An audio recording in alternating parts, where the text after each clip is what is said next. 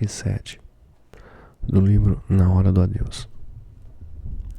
Capítulo 8.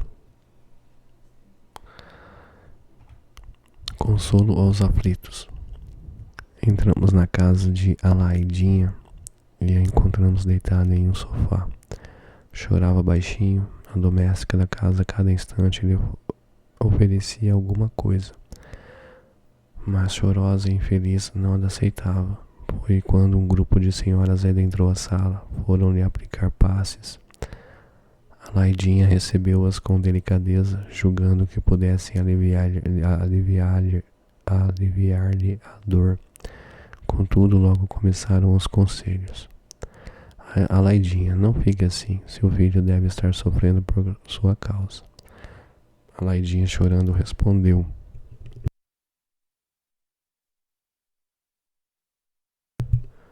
Por favor, não fale isso. Jamais quero prejudicar meu filho. Mas não consigo me alegrar. Outra mulher retrucou: Você tem de tentar ir ao cinema, sair de casa, porque assim... Pelo amor de Deus, fale. Porque assim o quê? Seu filho está... E os conselhos iam chegando. A mulher, que antes estava triste, agora, além da tristeza, estava desesperada. Parecia que ela que fora a culpada da morte prematura do filho de 18 anos. Não aguentei, aproximei-me da Doralice e a intuí a dizer: Que nada, Alaidinha, chore, ponha para fora do seu coração as tristezas. Não as guarde no peito, chore que as lágrimas serão gotas orvalhadas de saudade. Jesus não se zangou com as Verônicas porque elas estavam chorando. Quem tem o direito de mandar uma mulher mãe buscar o sorriso quando a sua alma chora? As outras não acreditavam no que estavam ouvindo. Doralice indo contra a nossa orientação. O que faz mal ao espírito são as revoltas, as blasfêmias,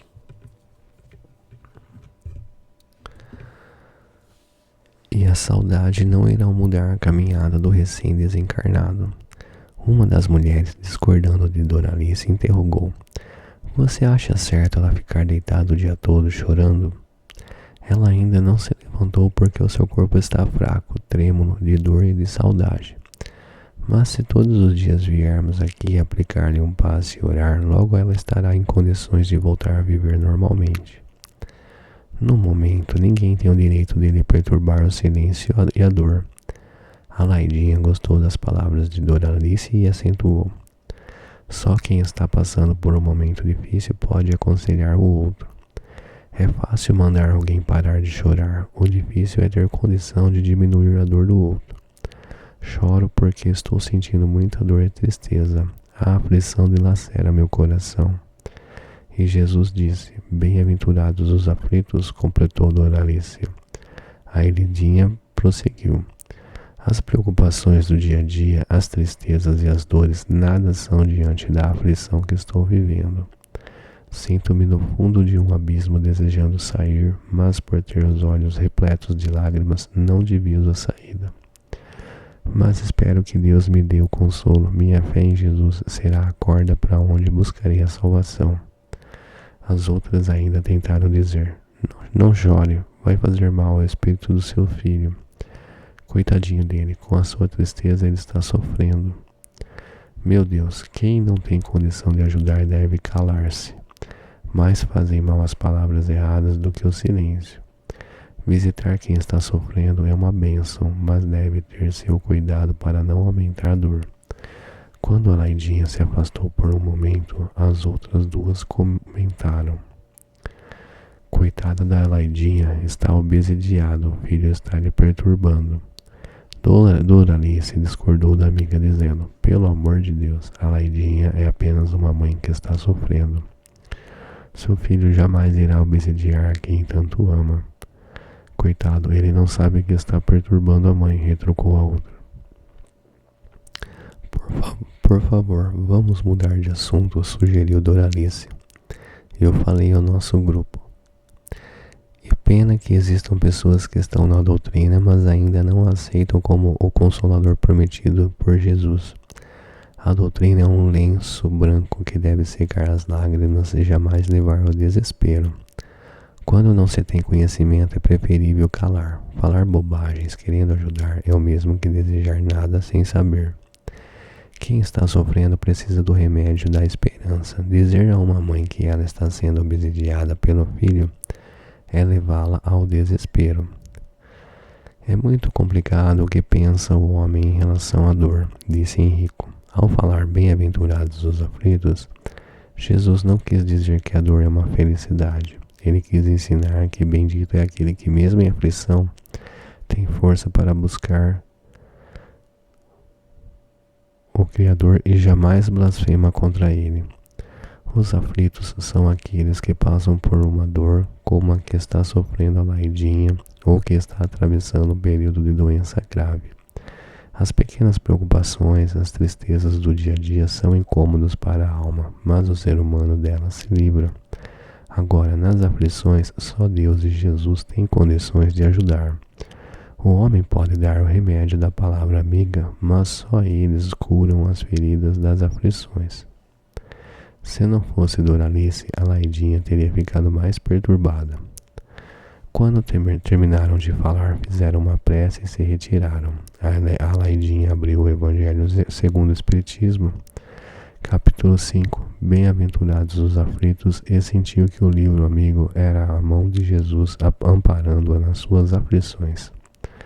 Todos nós, em silêncio, escutamos gratificados por ter a Laidinha, uma saudosa mãe, encontrado o consolo no Evangelho querido.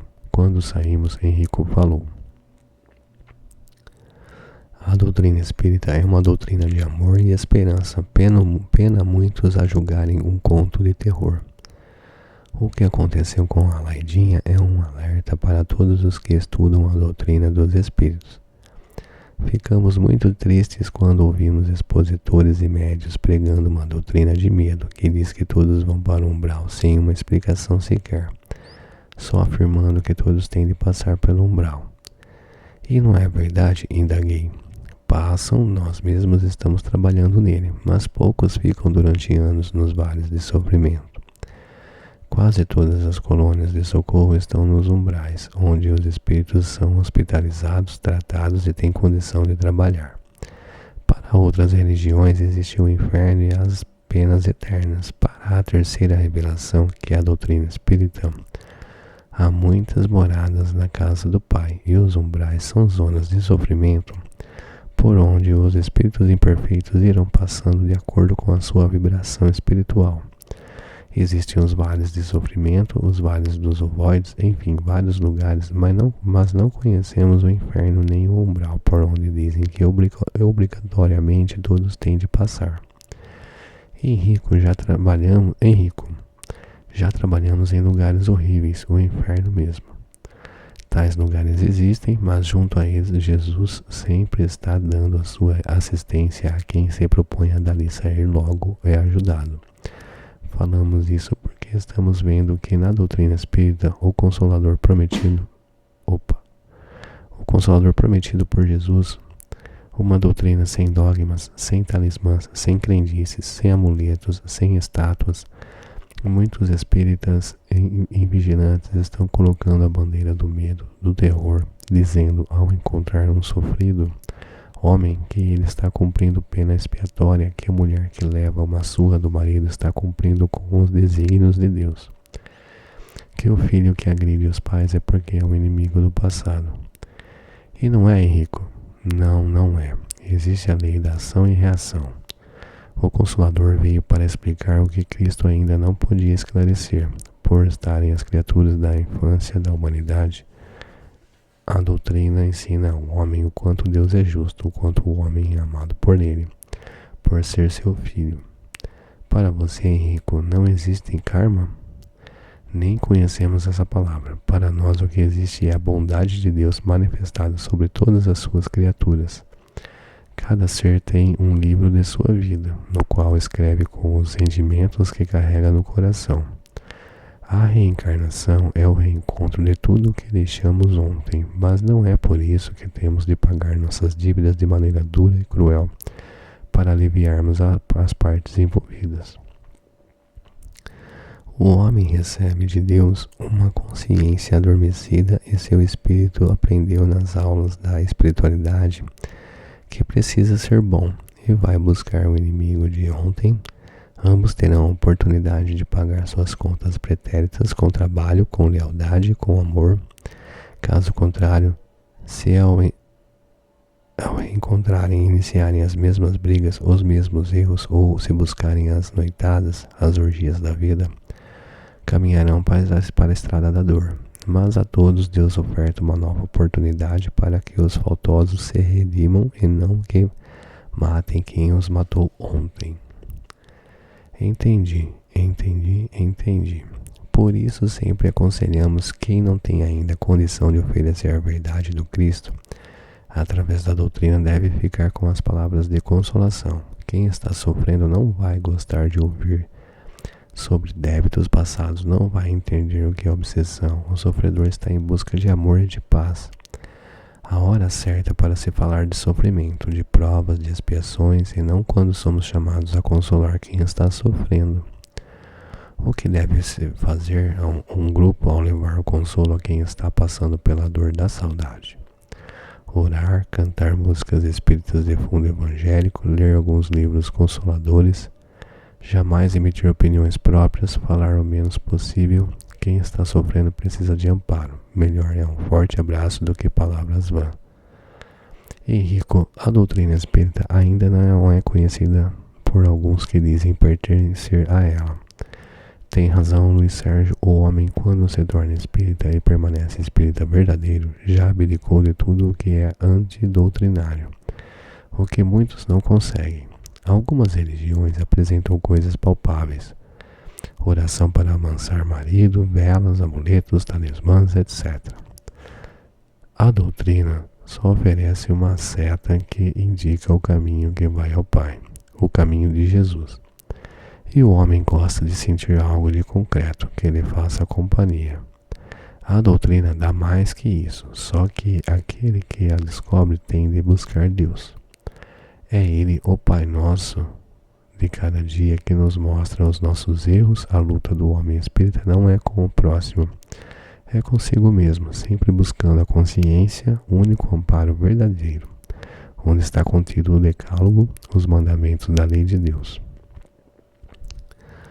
O homem que respeita e procura viver de acordo com ele tem mais do que amuletos, tem a verdade que o liberta do corpo físico, fazendo dele um homem de bem, por isso somos tão poucos. A doutrina não permite muita coisa, não é, Henrico? Luiz, na doutrina se respeita o livre-arbítrio, agora nem tudo o que queremos fazer é certo. E como espíritas conhecemos os erros e os acertos. Se erramos, erramos conscientemente. Calei-me para melhor fixar os ensinamentos. Capítulo 14. O alimento nas capelas. Deus criou os espíritos para se aperfeiçoarem incessantemente, usufruindo cada vez mais da felicidade. Deus não é o criador da infelicidade. O homem, ao longo da sua existência, constrói situações que terá de enfrentar corajosamente. É dever do ser humano lutar por sua evolução. O espírito é dono absoluto da matéria, cabendo a ela obedecê-la. Quando ele tem força para construir no bem, procurando evitar o mal, pode transformar o próprio destino para melhor.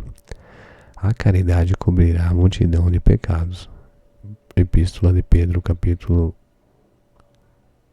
4, versículo 8. Ninguém tem na testa uma tarja preta dizendo, tenho de sofrer. Ao contrário, cada um possui um órgão, um coração, que precisa cada vez mais ser transformado num relicário de amor e bondade. Mais uma vez fomos prestar ajuda a uma irmã que estava voltando para casa, o mundo espiritual. Henrico recebeu o pedido de socorro para Leontina. Essa irmã estava hospitalizada em estado terminal de um câncer que a consumia dia após dia e a família, mesmo convivendo com seu sofrimento, acalentava a esperança de vê-la restabelecida. Partimos para o hospital. Leontina era uma mulher de seus 50 anos, mas antes da doença mais parecia ter 30. Porque vaidosa e bem cuidada, possuía um corpo belo e saudável, tinha um casal de filhos que agora lhe dava muito carinho e dedicação. No quarto, as flores compunham o ambiente, tudo muito limpo, dando à doente uma tranquilidade necessária, onde vi muitos irmãos desencarnados orando em grande recolhimento. São os familiares de Leontina, Henrico. Alguns, Luiz, outros são seus amigos, a família espiritual que veio buscá-la. Nisso entrou o médico encarnado, examinou e disse aos filhos: hoje ela está bem melhor. Olhei intrigado para os meus amigos. Henrico nada disso e apenas sorriu, pois estava ocorrendo o desligamento. Os órgãos estavam enfraquecidos, pois em quase todos eles a doença havia chegado. O corpo da nossa irmã mais parecia uma máquina que pouco a pouco ia parando. Na parte material só estavam presentes a enfermeira da família e uma irmã de Leondina. Quando a enfermeira se aproximou da doente, percebeu que sua respiração era diminuta e logo pediu socorro. Enfermeiras, médicos, todos correram para tentar salvá-la, mas ela apenas suspirou e, como uma sombra, seu perispírito pairou sobre o corpo físico. Depois, amparada pelos técnicos, ela se libertou chorando de emoção. Notamos que seu perispírito, veste do espírito, estava tão doente quanto o físico. Quando ela viu o pai, a mãe e a irmã, não se conteve e abraçou-os, dizendo: ó Deus, agora posso morrer em paz. A senhora, sua mãe, falou: filha, a morte só existe para os que passam pelo mundo físico praticando iniquidades. O malvado que assassina, que destrói, que lesa, que despreza os pobres, este sim morre de remorsos. Mamãe, para onde me levam? Você está sendo socorrida pelos enfermeiros de Jesus, será levada para um hospital onde ficará até se sentir fortalecida. Mamãe, pelo amor de Deus, não aguento mais o hospital, quero ficar com você. Ficaremos juntos, prometo. Coitados dos que julgam que tudo acaba com a morte, pensei. Olhando a nossa irmã ao lado dos seus familiares, recordei da parte 2, capítulo 3 de O Livro dos Espíritos, questão 155. Como se opera a separação da alma e do corpo? Rotos os laços que a retinham, ela se desprende. A separação se dá instantaneamente por brusca transição? Haverá alguma linha de demarcação nitidamente traçada entre a vida e a morte? Não. A alma se desprende gradualmente, não se escapa como um pássaro cativo a que se restitua subitamente à liberdade. Aqueles dois estados se tocam e confundem, de sorte que o espírito se solta pouco a pouco dos laços que o prendiam. Estes laços se desatam, não se quebram.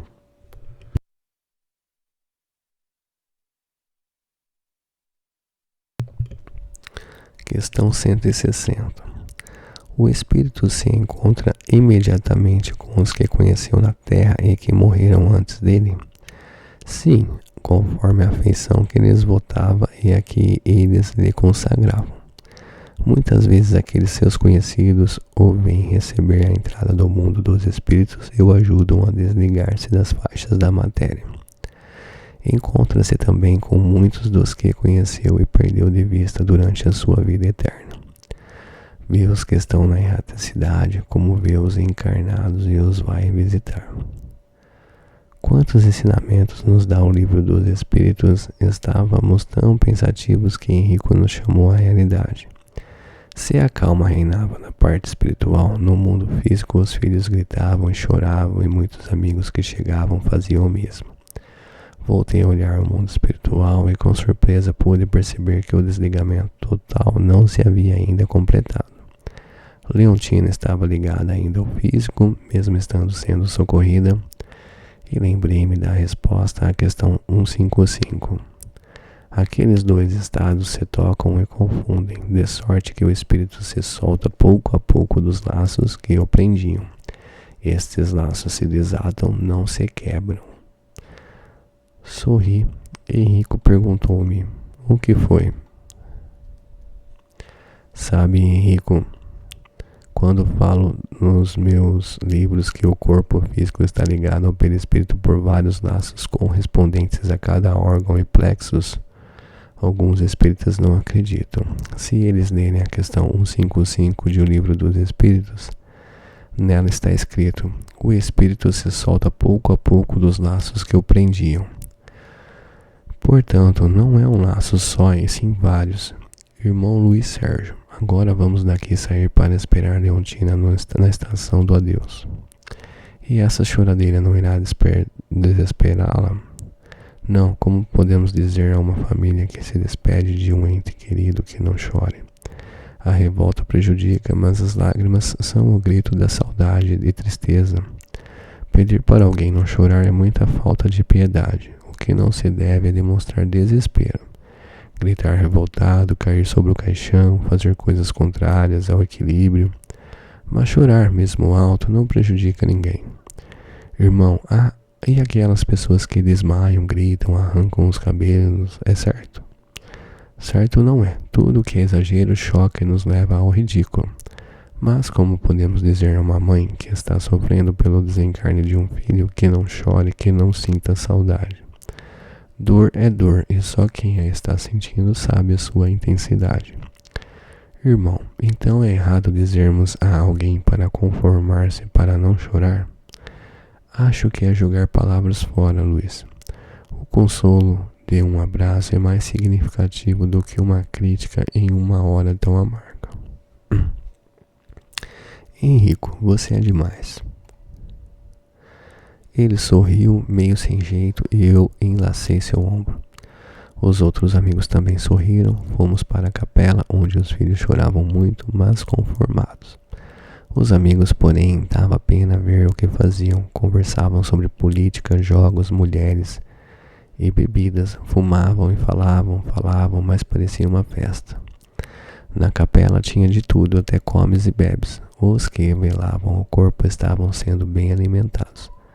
Não pude deixar de sorrir. No quarto ao lado, feito para a família repousar, a comida andava solta. Com isso, os espíritos que não gostam de sair do cemitério se apraziam de lá ficar para saborear os alimentos.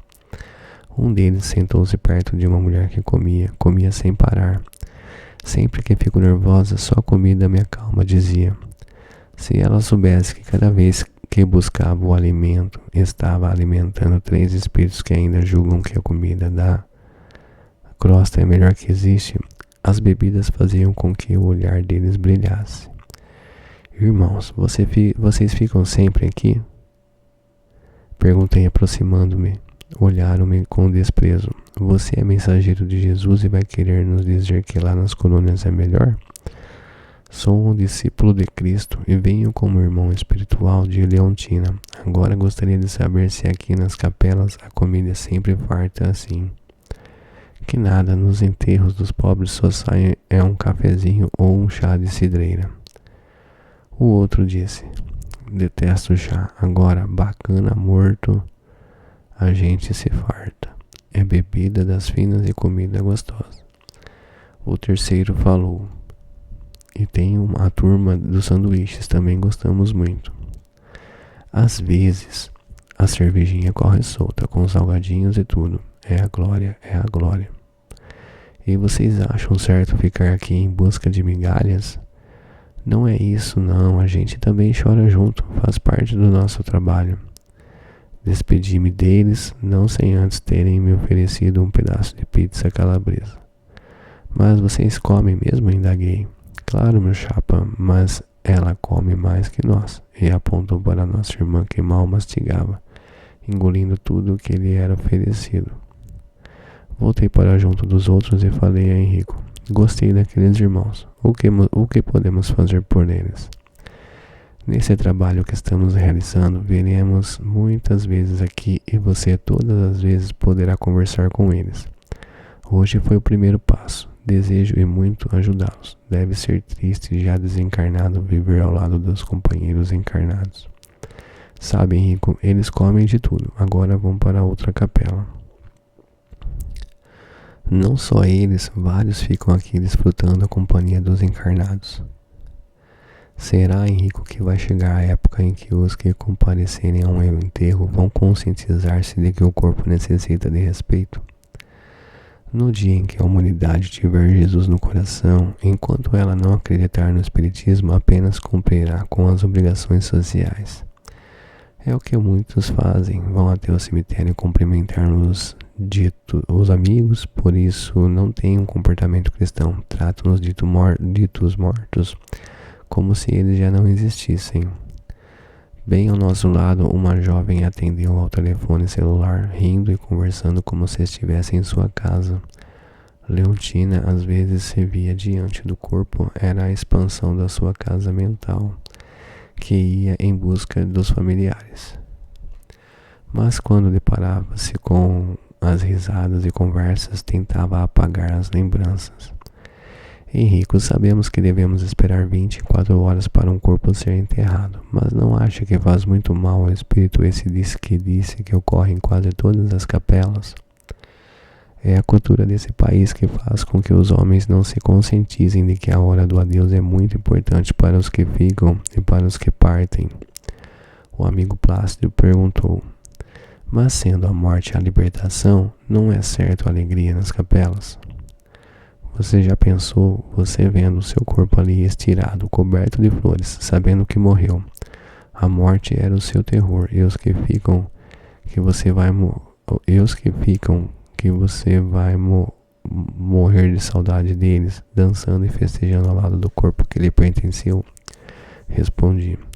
Ele não pôde deixar de sorrir, dizendo, Luiz, desde que ocorre a separação, o espírito não está nem aí para o corpo inerte. Você é que pensa, Plácido, o espírito leva para o mundo espiritual as últimas sensações do corpo físico e demora muitos dias para delas se libertar. Voltemos ao livro dos Espíritos, no comentário à resposta da letra A da questão 155 e vejamos o que nos diz. A observação demonstra que, no instante da morte, o desprendimento do perispírito não se completa subitamente, que, ao contrário, se opera gradualmente e com uma lentidão muito variável conforme os indivíduos. Em uns é bastante rápido, podendo dizer-se que o momento da morte é mais ou menos o da libertação. Em outros, naqueles sobretudo cuja vida foi toda material e sensual, o desprendimento é muito menos rápido, durando algumas vezes dias, semanas e até meses. Como vemos, as capelas não são lugares de bate-papo nem de festa. Ninguém sabe como está o espírito que deixa o corpo. Será que os espíritas sabem dar a Deus como se deve dar? E aqui eu vou encerrando a parte 7. Até a próxima.